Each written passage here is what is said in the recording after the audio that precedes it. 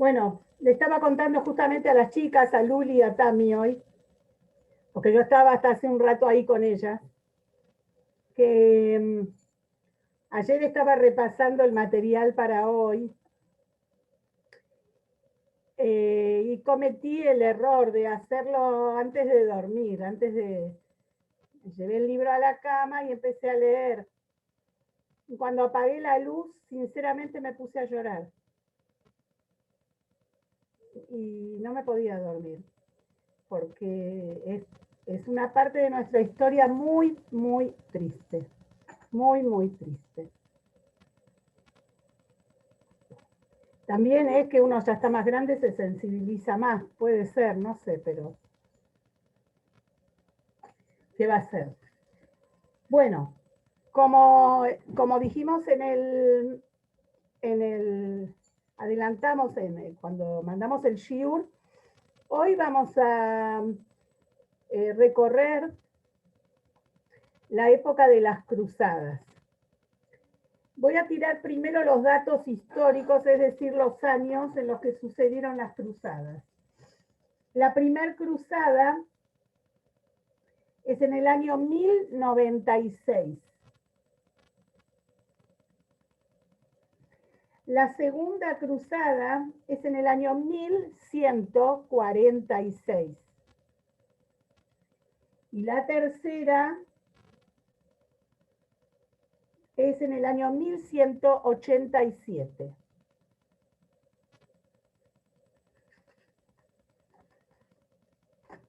Bueno, ¿qué es esta? Vamos a explicar un poquitito cómo es que surge esta guerra santa, este jihad cristiano.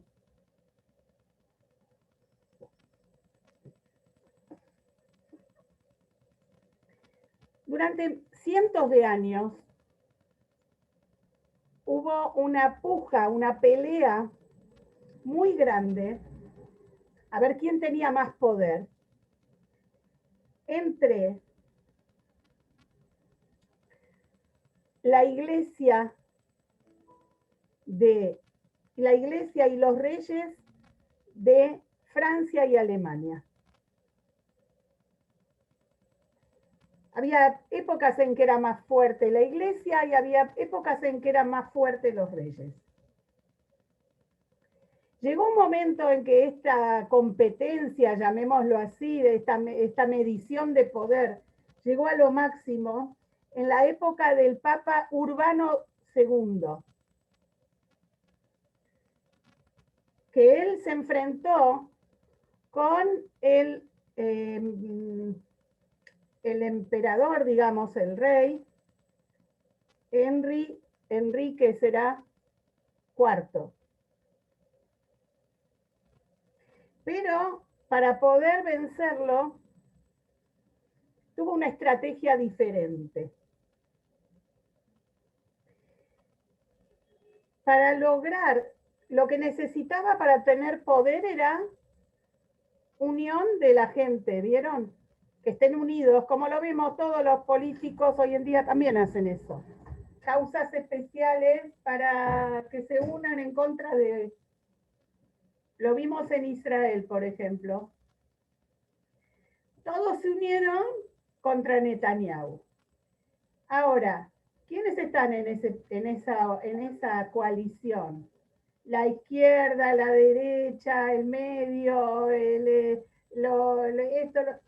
entre ellos no se llevan bien. ¿Qué los une? El odio a Netanyahu.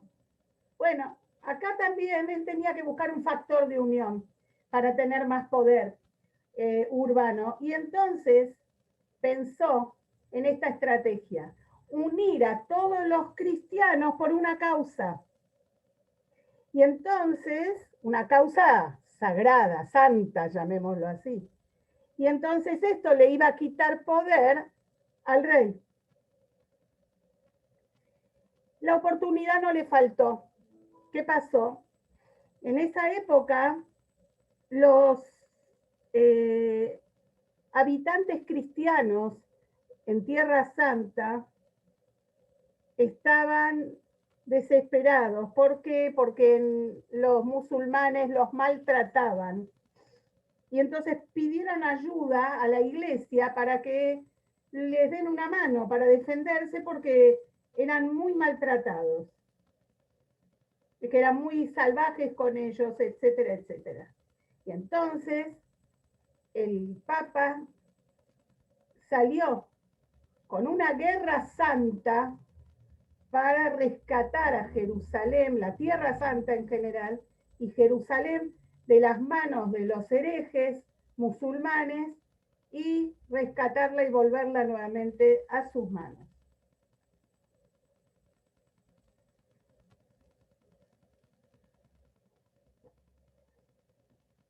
Para convencer a la gente de que se uniera a esa guerra santa, se les prometió primero que el que se adhiera a esta guerra y participe, luche en esta guerra santa, todos sus pecados van a ser perdonados.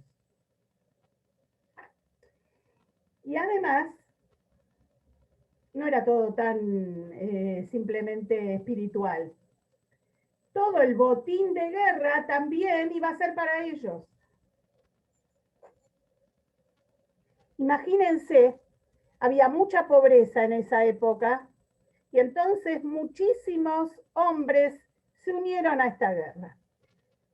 Los primeros que se unieron, tras los caballeros y miembros de la aristocracia, de la realeza, llamémoslo así, o como quieran llamarlo, fueron gente, los delincuentes, los que estaban sin ningún trabajo, la gente más brutal, la gente menos culta, la gente era digamos, un conjunto de personas salvajes que estaban sedientos de aventura, sedientos de sangre y de dinero.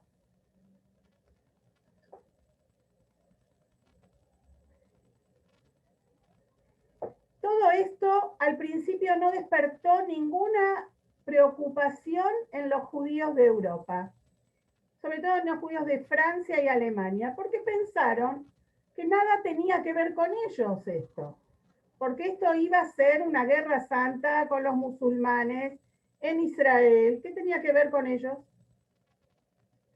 Pero lamentablemente no fueron, no calcularon lo que estaba por suceder, lamentablemente. Lo que ellos estuvieron tranquilos, porque al principio los miembros de la realeza, de la aristocracia, de quienes eran los terratenientes, no estaban entusiasmados con esa guerra santa, no querían participar. Entonces, ellos se confiaron en que en esa época en que los judíos dependían de la bondad y la protección de los terratenientes, de los duques, de quienes fueran los que eran los que gobernaban en esas ciudades, estaban tranquilos porque les habían prometido que los iban a proteger, que se sintieran tranquilos.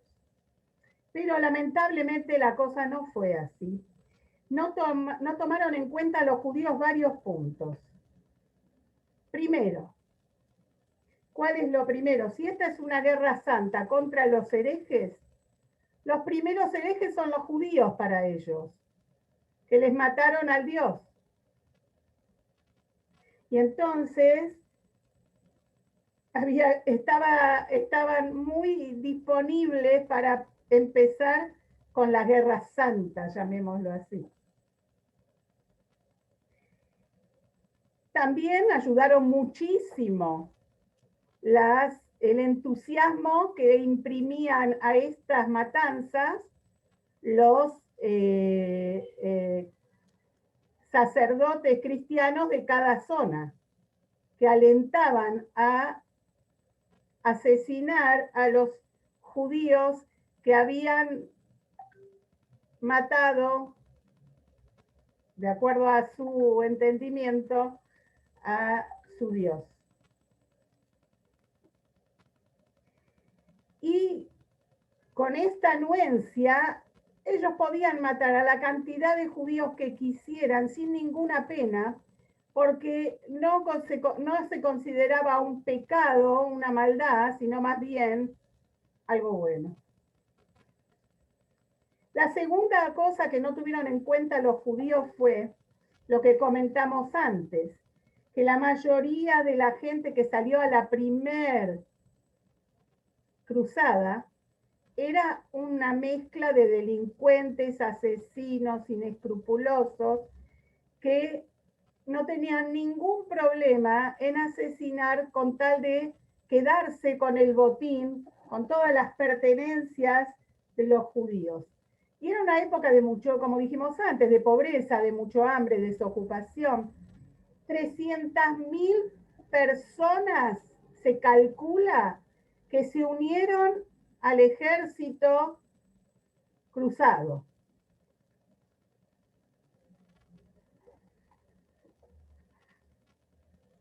En algunas ocasiones, los judíos pudieron detener la matanza, es decir, cuando se estaban acercando estos ejércitos a sus ciudades, por supuesto, con dinero, ¿no?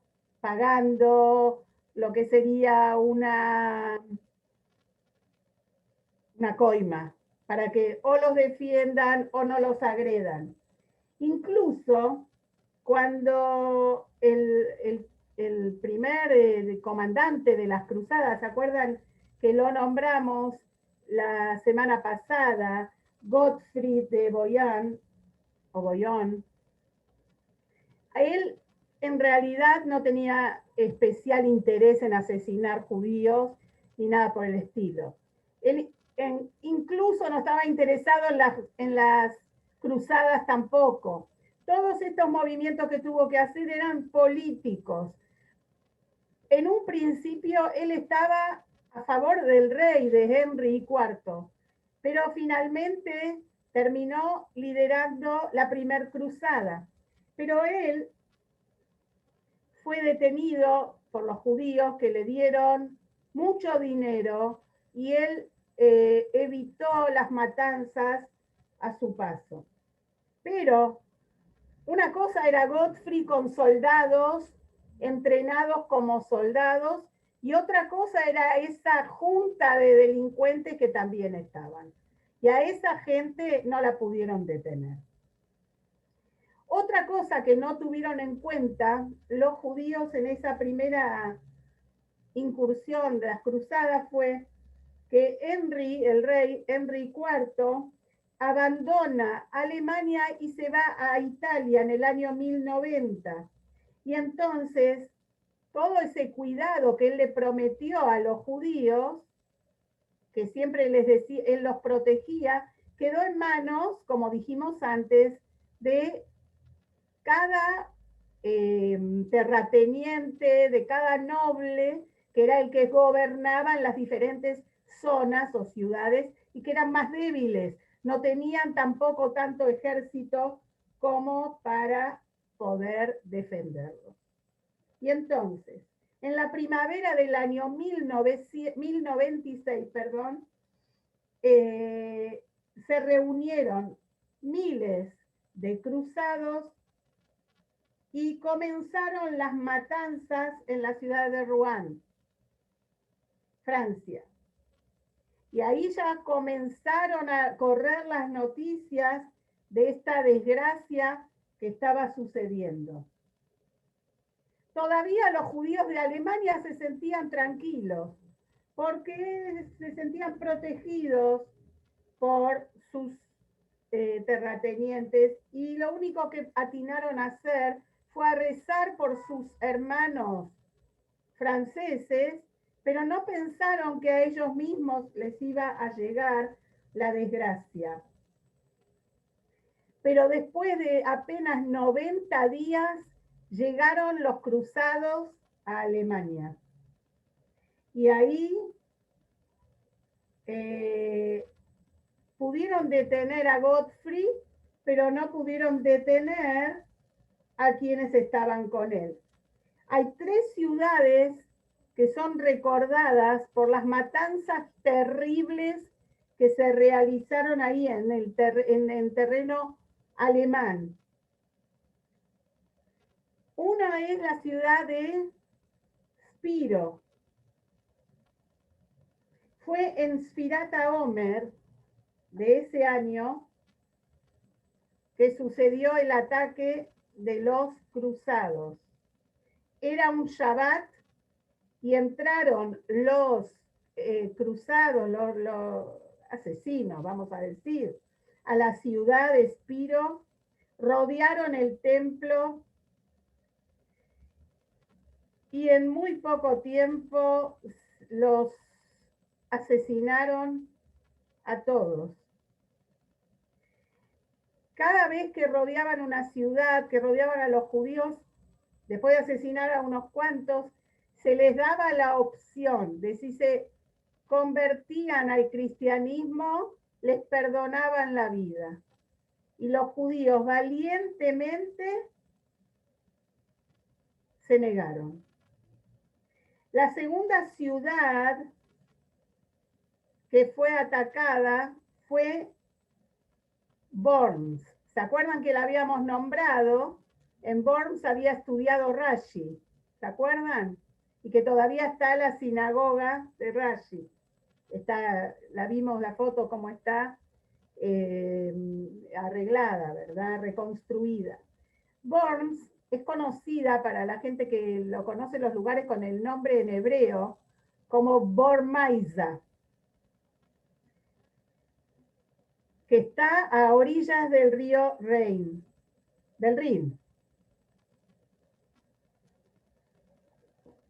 Muchos judíos se quedaron en sus casas porque pensaron que sus vecinos cristianos los iban a proteger, como les habían prometido.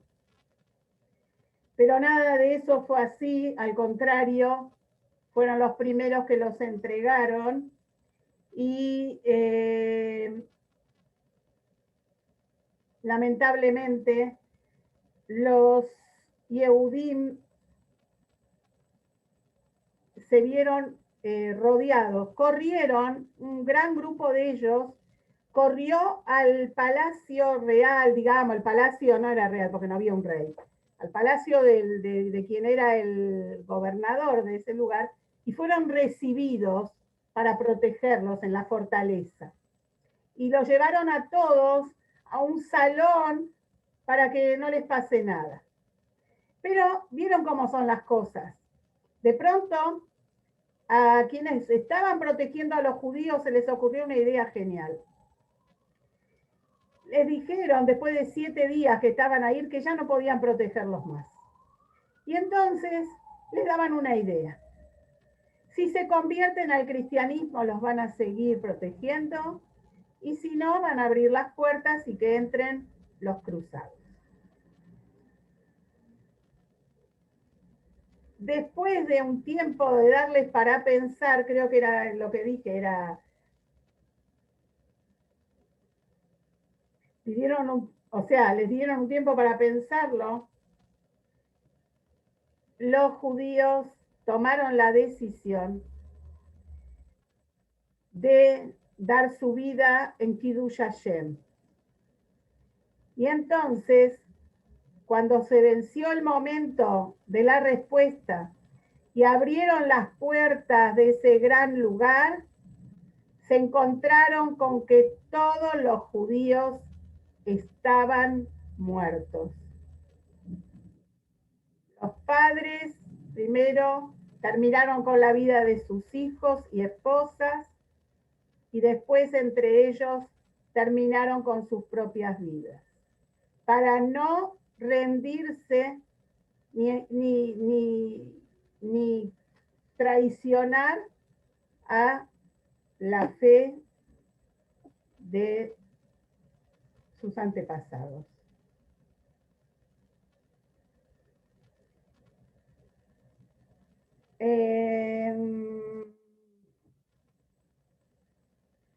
Hubo un niño, muchachito, que quedó vivo y se llamaba Simcha Cohen. Lo tomaron los cristianos como para hacer un acto y mostrar la grandeza de la iglesia. Y entonces en este acto público, él iba a convertirse frente a toda la gente, iba a aceptar la fe cristiana. Cuando llegó el momento, el muchachito tomó un cuchillo que había de alguien que estaba a su lado y asesinó a uno de los sacerdotes que estaban por ahí, y finalmente fue asesinado también. La siguiente ciudad que se recuerda para la misma época es la ciudad de Mainz, que para los que lo saben el nombre en hebreo es Magenza. Algunos le dicen Maguncia, también se encuentra en algunos libros. Después de Bormaiza se fueron a Magenza. Llegaron ahí a la ciudad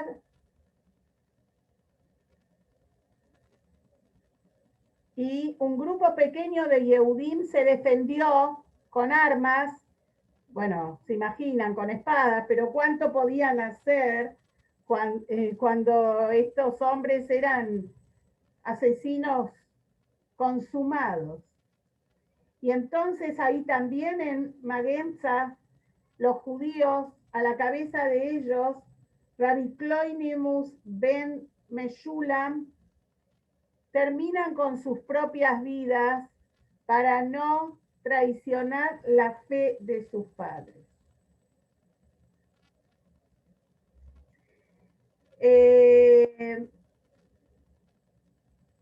Dicen, miles y miles de judíos murieron en Magenza, miles de judíos en otros lugares. De acuerdo a los historiadores, el cálculo, porque es imposible saber con certeza cuántos judíos fallecieron en las cruzadas, sobre todo en la primera, se habla aproximadamente de 10.000 judíos asesinados a sangre fría. Más, tenemos que tener en cuenta todos aquellos que terminaron heridos graves o que quedaron discapacitados, y toda la tragedia de familias destruidas y de comunidades destruidas.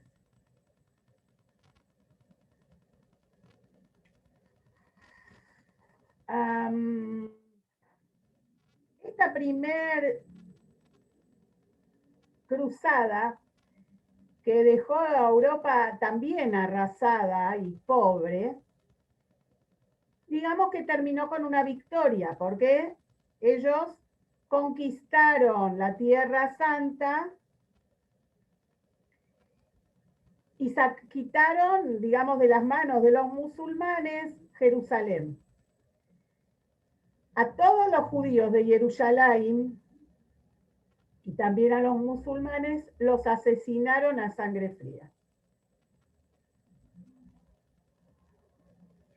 El hermano de Godfrey, que se llamaba Baldwin, el primero, este Baldwin se convierte en rey de los cruzados en Jerusalén, y ese reinado cruzado dura 87 años.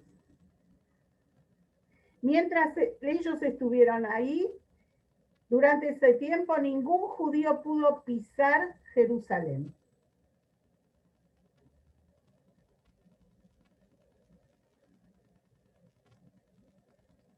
Los judíos en Europa, después de esta primera cruzada y digamos, ciudades y keilot arrasadas, comienza despacio a levantarse nuevamente y se encuentran con una nueva realidad, que es que con todo esto se dan cuenta que no pueden confiarse de sus vecinos o de los gobernantes que se encuentran, que les dicen nosotros lo vamos a proteger. Ya vimos todo lo que pasó. Entonces,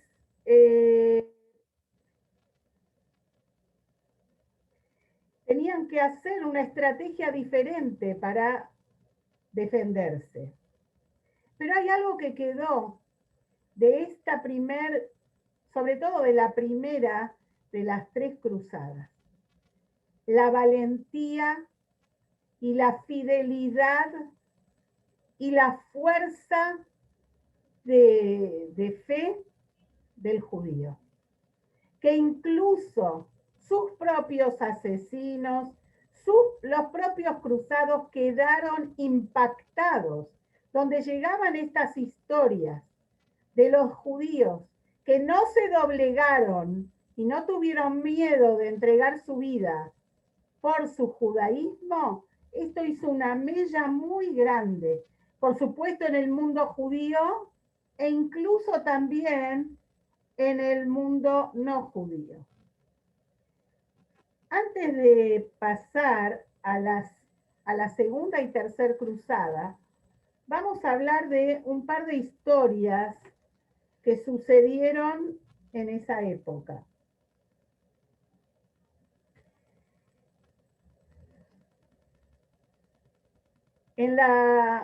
Permítanme un minutito, que quiero corroborar una fecha. Esto tiene que ver con digamos, cuando esto sucedió cerca de la Segunda Cruzada. Y tiene que ver con la ciudad de Blois, en Francia. Les voy a compartir para que se ubiquen. Un momentito.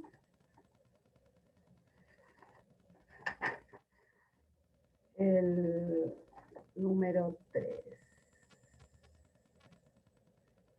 Vamos a compartir.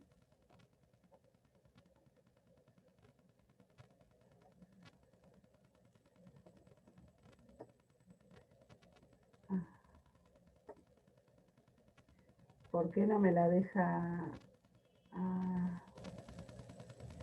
Bueno, sinceramente hice una pavada. No la descargué a la foto. Bueno. La voy a descargar en un minuto para que vean el mapa.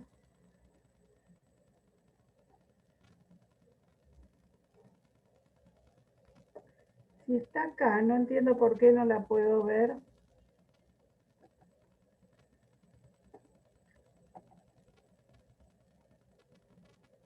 Acá está.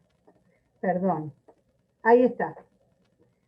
Fíjense, acá tenemos la ciudad de Blois, es cerca de Orleans.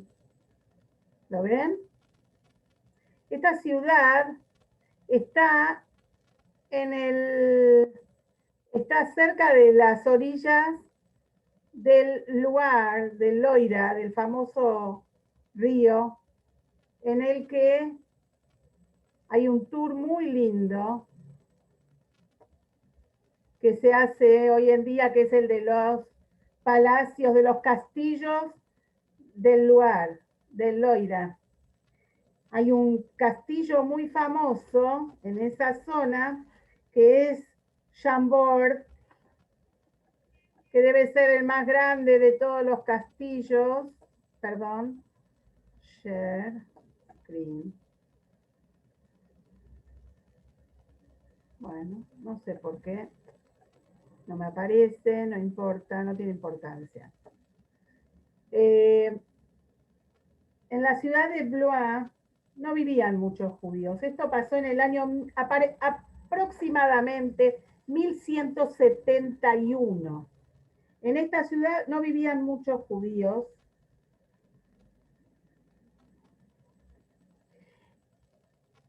Es cerca de la ciudad de Orleans, donde hoy tienen unos 25.000 judíos.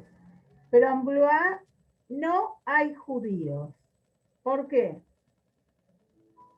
En este año sucedió algo terrible. Podemos decir que tiene uno de los títulos más tristes esta ciudad. Es donde sucedió uno de las primeras calumnias de sangre de la historia. La primera dicen que fue en Inglaterra en el año 1144, en la ciudad de Norwich. Y la última no fue hace muchos años. Nuestros abuelos ya vivían.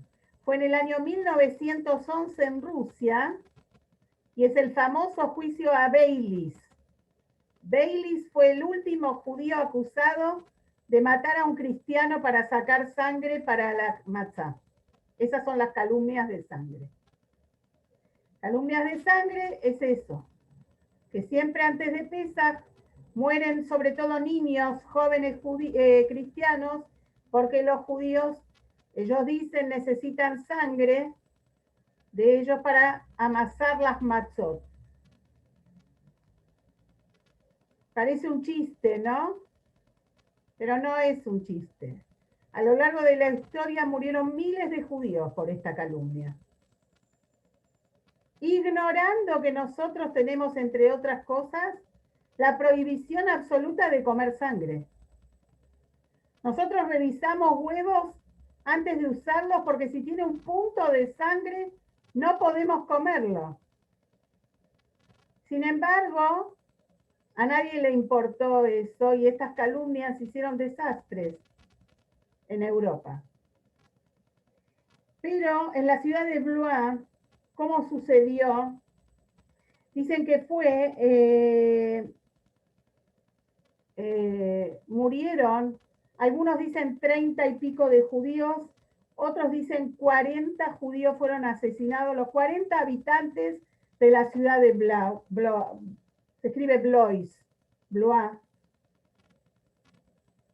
Esta historia es contada por Rabbi Efraim de Bonn, un gran talmudista, parte de los Tosafot, ya vamos a aprender quiénes son. Y Rabbi Efraim ben Yaakov es el testigo, él vio lo que había sucedido con las cruzadas y con todo lo que sucedió en la ciudad de Blois. Una tarde, pocos días antes, un jueves de tarde, pocos días antes de Pesach, un judío iba con una bolsa, vieron las bolsas de tela, que tenía y la llevaba sobre el hombro, como, bueno, como nos podemos imaginar. Parece que algo blanco sobresalía de la bolsa, que tenía como si fuera un agujero abajo y algo sobresalía. Justo en ese momento, un campesino ordinario, una persona sencilla, estaba con su caballo, no con el caballo de su patrón, llevándolo al río para que tomara agua. El caballo vio de atrás la bolsa del judío y se asustó y no quiso entrar al agua. Entonces, este campesino fue corriendo a lo de su patrón y le dijo que el judío había arrojado, como él ya estaba, ya días antes de Pesach, los sacerdotes se arengaban ya en contra de los judíos y que tengan cuidado, que los judíos matan niños para hacer las matzot para Pesach. Fue y le dijo que este judío tiró el cuerpo de un niño al río, que seguramente usó la sangre para Pesach. Quien era el gobernador de la ciudad era un conde llamado Teobaldo, que si lo googlean lo van a encontrar, era el yerno del rey Luis VII de Francia, y cuando él escuchó esta acusación, lo llevaron preso a este judío, y a un grupo de judíos llevaron presos, a los más prominentes.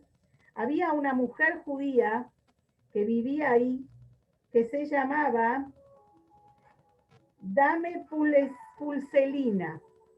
Esta mujer, a ella fue la única que no fue llevada a prisión, porque era muy influyente, te llamo enseguida.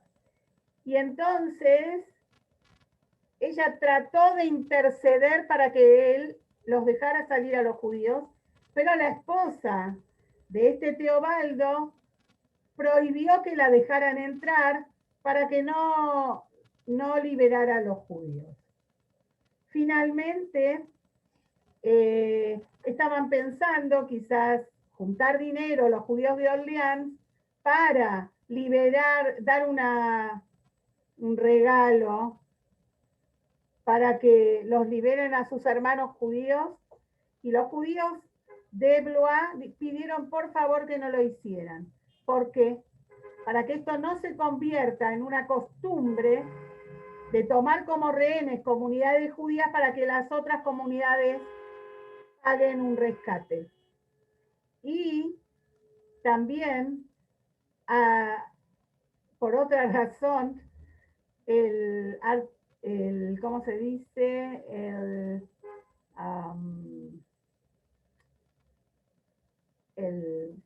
Bueno, ahora no me sale el nombre, ¿cómo se dice?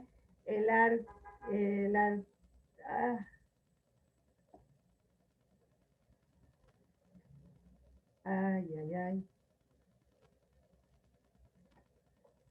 el cura mayor de la iglesia del lugar, no me está saliendo ahora el obispo, gracias Susana, el obispo de Orleans vino rápido para prohibir que se tome dinero, y había que castigar a los judíos de Blois.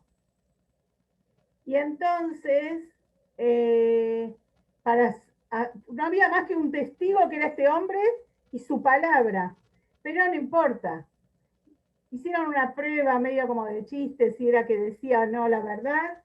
Y finalmente, el día 20 de Sivan, hace pocos días fue el aniversario del año 4931, en el calendario gregoriano fue el 26 de mayo de 1171, todos los judíos fueron reunidos ahí y asesinados, quemados vivos. Y este día quedó como un día de ayuno y recuerdo para los judíos de esa época. Vamos a contar otra historia, porque hay de todo en esa época, ¿no? Una historia que se sale de lo normal. Sabemos que los Yehudim sufrieron terriblemente de todas, de este tipo, de la época de las cruzadas, fueron terribles las persecuciones.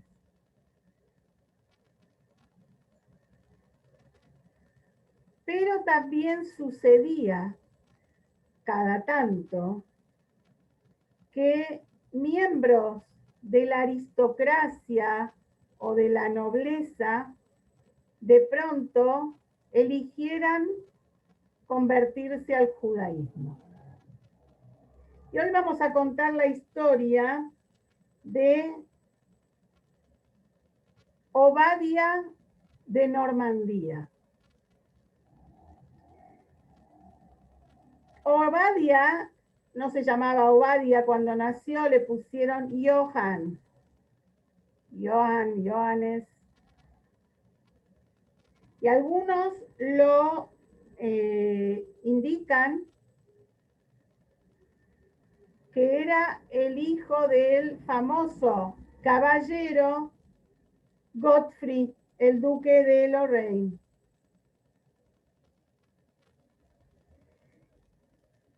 Dicen que este duque Gottfried tenía 2 hijos.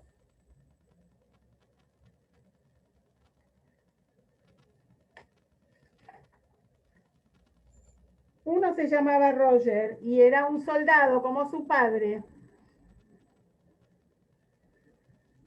Y participó de la primera cruzada junto a su padre. Sin embargo, este otro hijo, Johann, no tenía alma de soldado. Era más bien un estudioso, una persona que le gustaba más estudiar la espiritualidad y por eso estudió y se convirtió en sacerdote cristiano.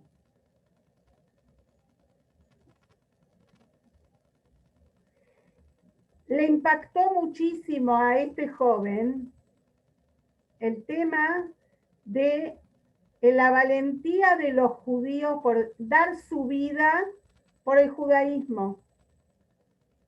Esto lo impactó muchísimo. Cómo podían dar su vida y negarse a aceptar otra fe. Hubiera sido muy fácil no morir.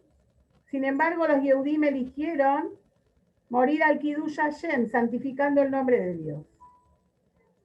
Puede ser también que el último empujoncito lo recibió cuando escuchó la historia del obispo Andreas de Bari, en Italia, que en el año 1094 se había convertido al judaísmo.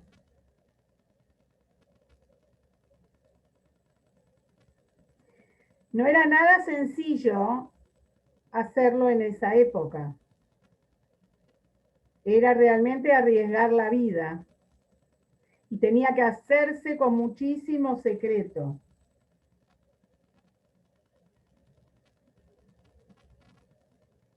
Este Andreas de Bari, que es la historia que lo inspira a Johannes, él la cuenta Johannes en su autobiografía. Cuenta la historia de quien lo inspira, este obispo Andreas de Bari. Cuenta que él se dejó su país, Italia, se fue a Constantinopla y ahí se circuncidó, pero que sufrió una gran persecución por eso y porque muchos querían asesinarlo, pero de todas maneras él logró salvarse, se fue a Egipto y vivió ahí hasta su muerte. Esa historia él lo inspiró mucho. Y entonces este joven noble de Normandía decide hacerse judío. Pero no podía ir en Francia a hablar con los rabinos y decir que se quiere convertir, porque además de todo, no es que solamente la vida de él corre peligro. Él pone en peligro la vida de los rabinos y de toda una comunidad. Y entonces se va a Alepo, viaja hasta Alepo y ahí se reúne, le confiesa a Rabbi Baruch Ben Yitzhak que él quiere ser judío. Él le comenta que es descendiente de una familia rica, influyente de Normandía, pero que él decidió que no quiere nada tener que ver ni con su familia, ni con su descendencia, y quiere ser judío. El rabino primero tiene mucho miedo, imagínense lo que significa este compromiso de aceptarlo. Y por supuesto que trata de disuadirlo y de explicarle que se puede ser también un buen goy, cumpliendo las 7 leyes universales, etcétera, etcétera. Pero él no se deja convencer, él ya decidió que quiere ser parte del pueblo judío. Y entonces el rabino acepta convertirlo y en el mes de Elul del año 1102, el joven normando se convierte en un Ger Tzedek y adopta el nombre de Obadía. Obadía quiere decir Eved Hashem, que es un siervo de Dios. Lleva el nombre por Obadía, él estaba muy impactado por las profecías de Obadía, que es uno de los profetas de la Biblia. Sabiendo el peligro que era vivir como judío y ger entre los cristianos, Obadía Normandus, como lo llamaban, se fue a vivir a Bagdad. Y en su autobiografía describe la vida de los judíos en la ciudad de Bagdad en esa época, que no era fácil tampoco porque eran perseguidos, como ya lo hablamos nosotras en clases anteriores, por los musulmanes, pero de todas maneras tenían más libertad que en los países cristianos. Obadía, que había logrado llevarse bastante de la riqueza que le correspondía, usó ese dinero para ayudar a la comunidad empobrecida. Incluso fue nombrado Gabay, recolector de tzedaká de la Keila. En el año 1121 se traslada a Egipto, donde había una floreciente comunidad judía en Fostat, como bien sabemos, que es, Fostat ya explicamos, es el Cairo, ¿no? Hoy en día. O el viejo Cairo.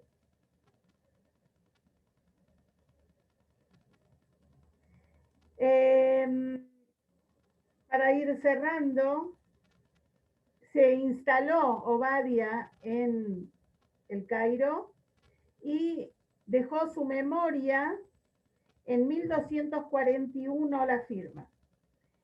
Algunos fragmentos de esta autobiografía, manuscrita por supuesto, fueron encontrados en la Genizá, la famosa Genizá de la sinagoga Ezra del Cairo. Grandes tesoros se encontraron ahí, en esa Genizá. Y entre los viejos manuscritos que se hallaron ahí, se encontraron en un sidur, que también era manuscrito, la carta de recomendación del rabino Baruch Ben Yitzhak, que fue el que lo convirtió a Obadía, y entonces, uniendo ese documento más los fragmentos de su autobiografía, es que hoy en día conocemos la historia de Obadía Normandus, digamos, ¿sí? Así que bueno, una historia diferente dentro de todas las persecuciones y tragedias. Bueno, vamos a dejar acá y vamos a continuar, si Dios quiere, la semana que viene con la segunda, tercera cruzada y algunos personajes muy famosos que aparecen también.